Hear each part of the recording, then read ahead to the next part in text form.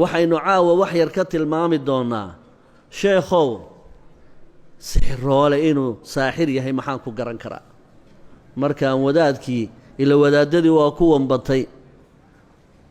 waxaa la yidhaahdaa sixir barar iyo wadaad barar iyo caaqil barar iyo suldaan barar baa jira ma ogtahay marka wadaadadii nooc walba way yeesheene wadaad bararkii maxaan ku garanayaa inuu yahay kii sixiroole ahaa ee mufsidka ahaa ee shayaadiinta iyo jimanka adeegsanayay sheekhow astaan aan ku garto ma ii sheegi kartaa waa muhiim inaad cadowgaaga barato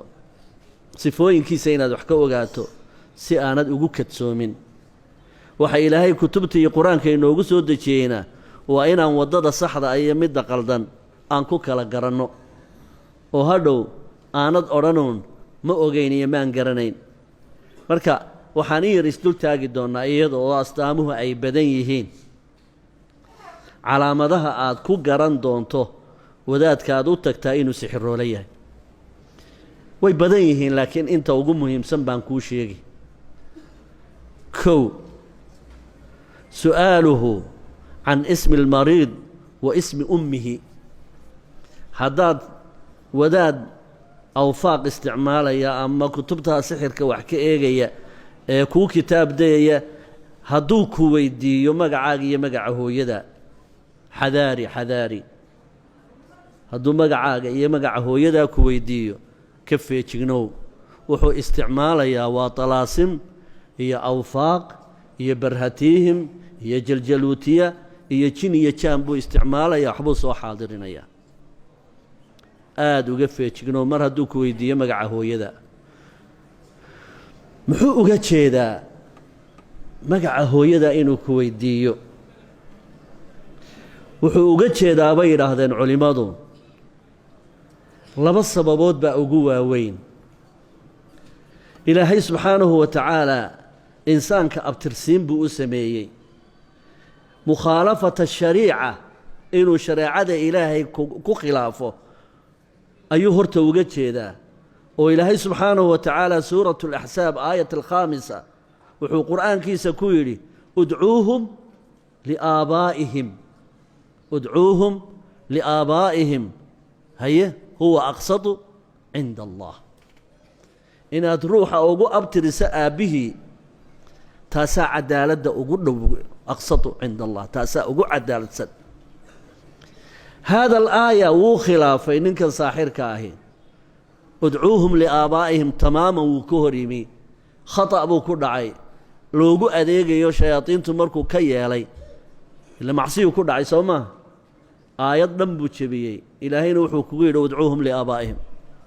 waa kow haani shay meel adinaan waxba ka eegayn bay culimmadu ka eegayaan waxay yidhaahdeen luqada shayaadiintu ay fahamto baa taasa shaydaan aabbihii loogu abtiriyaaba ma jiro sababtoo ah aabbaba male waa ibnazina maydhan shayaadiintu waa kii rasuulkeennu sheegay calayhi salaatu wasalaam labada ruux ee muslimiinta ee markay isqaba ee wixii ay ku kulmeen firaashkooda bannaanka kaga sheekeeya waxay la nooc yihiin shayaadiinta sekadaha isku roorsada xadiidkii saxiixa ma xasuustaan shayaadiintu isma mehersadaan wadaad isu meheriyaana dee ma jiro shayaadiintan wadaad meel u fadhiyo qabiltu nikaaxaha u yidhaahdaa dee ma jiro mid walbaaba tuu helunba iska roosada xayawaankaasun dee xooluhu miyay aabbahood ku abtirsadaan kuma abtirsadaan waa ancaam oo kale un shayaadiintu markaa shaydaanku moxamed binu ismaaciil ma garanayo shaydaan walbaaba hooyadii unbuu yaqaan marka ciddaad adiguna la itisaalaysaa cid hooyadee taqaano un weeyaan marka waa inaad magaca hooyada u sheegtaa inaad magaca hooyada ciddan wax loo qabanayo waa inaad magaca hooyada u sheegtaa oo waxaan doonayaa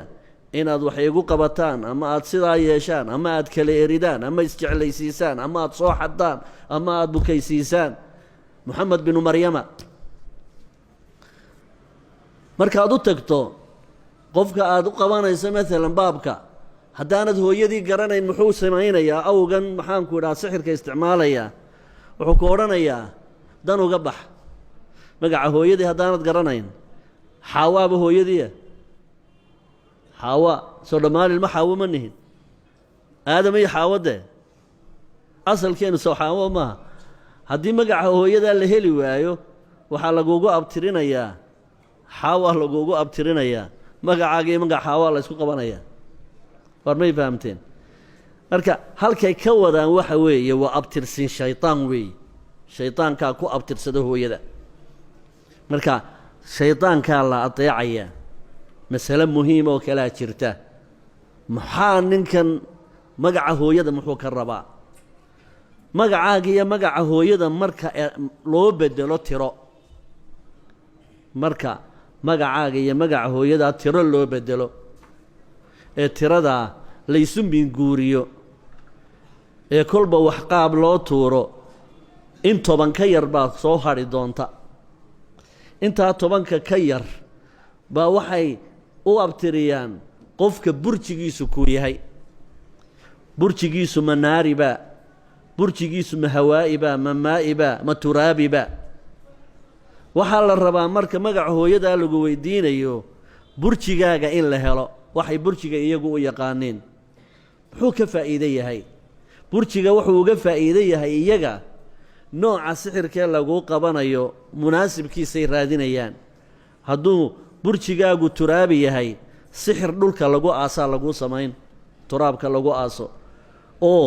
jimanka iyo shayaadiinta burjigaa ku shaqaysa waxay awood u yeelanayaan sixirkaa dhulka lagu aasay inay halkaa ku ilaalin karaan ma kuu dhacday markaa saddexdaa masala ugu muhiimsan in awgan sixiroolihii magaca hooyadaa ku weydiiyo magaca hooyada inuu ku weydiiyo saddexdaa masala horta ugu muhiimsan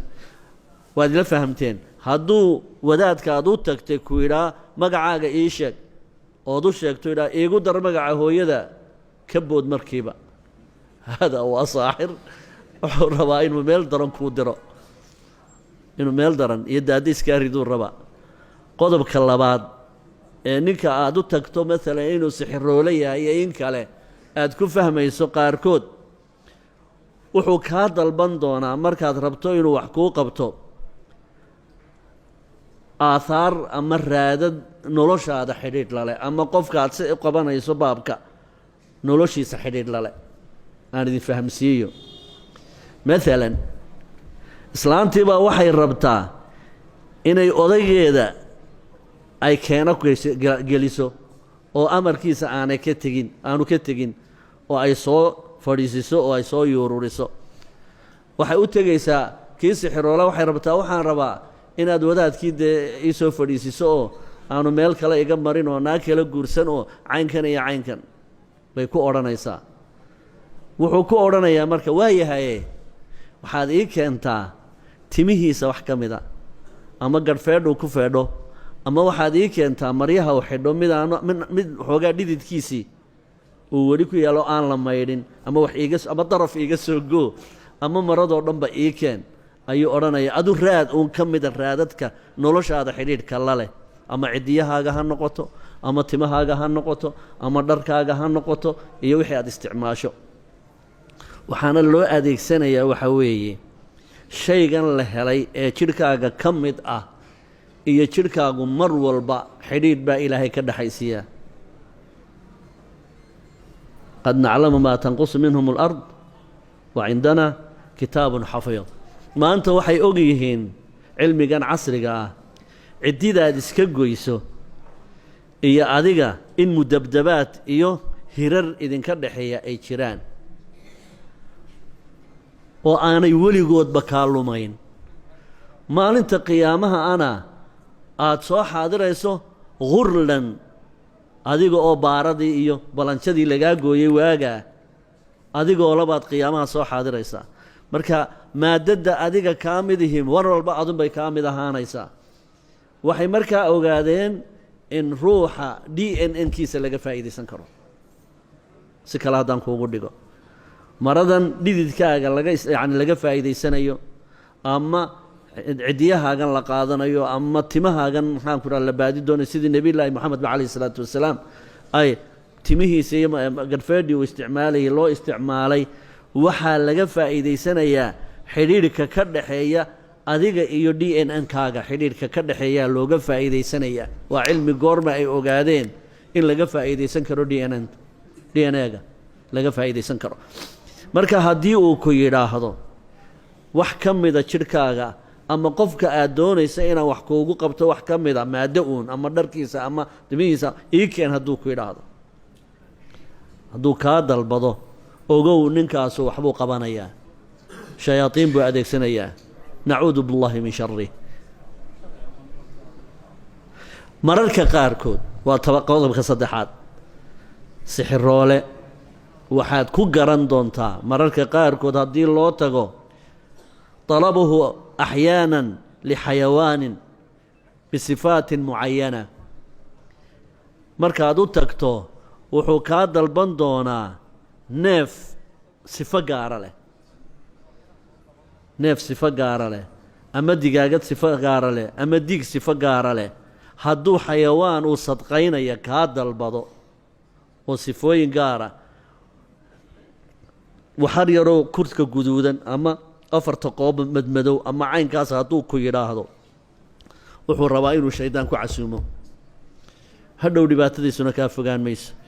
yanqalib asixr cala asaaxir. adiga isku kaa rogi kartaa. walaa yuflixu saaxiru xaysu ataa. hadduu ku yidhaahdo neef ama shay nool aan sadqeeyo keen, xadaari, waa saaxir weeye. wuxuu rabaa ama qofka aad ku dirayso oo inuu aakhiro u diro ama adigaba inuu isku kaa rogo wixii la samaynayay.